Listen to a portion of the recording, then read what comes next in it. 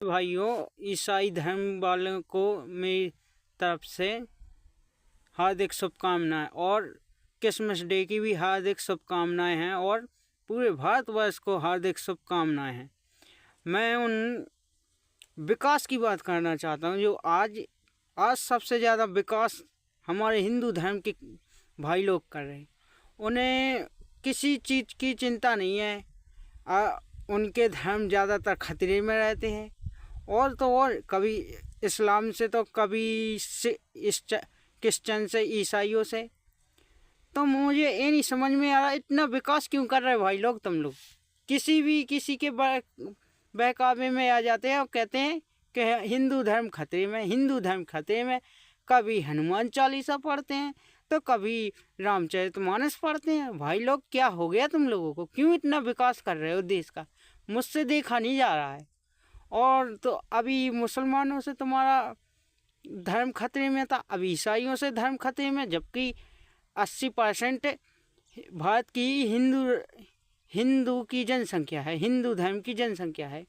फिर भी तुम्हें लगता है कि हमारा धर्म खतरे में है और तुम एक देश, अलग ही देश बनाने की कोशिश में रहते हो। धन है तुम्हारी माया। और जो तुम्हें वो ज्ञान देते हैं ना बजरंग दल वाले, तो मैं उन लोगों से भी कहता हूँ कि ज़्यादा उछलो ना बेटा। उछलोगे ना तो ज़मीन पर ही गिरोगे। और वो टकला जो विदेश से आया, बांग्लादेश से, जो भारत की नागरिकता यहाँ पर ले और टकलाए और माथे तिलक लगाए, और तू बोल रहा है कि हिंदू खतरे में, यहाँ हिंदुस्तान में ईसाई नहीं रहेंगे, बाहर भाग आओ ईसाइयों को। क्या तेरे बाप का अकेले का देश है क्या? हैं? क्या हिंदू के बाप का अकेले का देश है और किसी के बाप का नहीं? भाई यहाँ जितने भी जो भारत के मूल निवासी है, जो वो एक शिक्षित पढ़े लिखे ईसाई कम्युनिटी है, क्रिश्चियन कम्युनिटी है, जो पढ़े लिखे हैं। और जो हिंदू बोल रहे हैं ना कि ईसाइयों से हमारा धर्म खतरे में, बेटा मत भूलो, ईसाई ना होते ना तो तुम अभी भी हिंदू ही का एक राग गा रहे होते। यहाँ वहाँ कहीं किसी की गोबर फेंक रहे होते तो किसी के हाथ पैर दबा रहे होते। बेटा उन्हीं की देन है ये शिक्षा।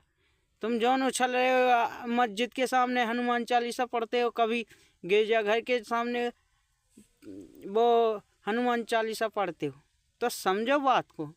और वो टकला बोल रहा था ना कि ईसा मसीह कैसे पैदा हुई और वो मदर मैरी कैसे पैदा हुई। बेटा तू अपनी माँ से भी पूछ कि माँ मैं कैसे पैदा हुआ। अगर तेरी माँ अगर रंडी ना होगी तो प्यार वो बताएगी नहीं, और रंडी होगी तो हमेशा यही बताएगी कि बेटा तू इस नाजायज़ की औलाद है, इस नाजायज़ की, उस नाजायज़ की औलाद है। उस टकले को कह रहा हूँ जो वो अपने आप को हिंदू धर्म का शुभ चिंतक मानता है कि नहीं मैं हिंदू धर्म का शुभ चिंतक हूँ।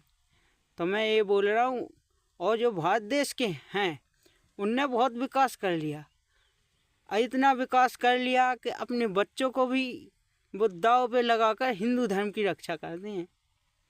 तो मेरा उन लोगों से निवेदन है, भाई लोग तुम ज़्यादा हिंदू धर्म की इसको रक्षा के मामले में न रहो। तुम्हारा देश कहीं खतरे में नहीं है, ना तुम्हारा धर्म।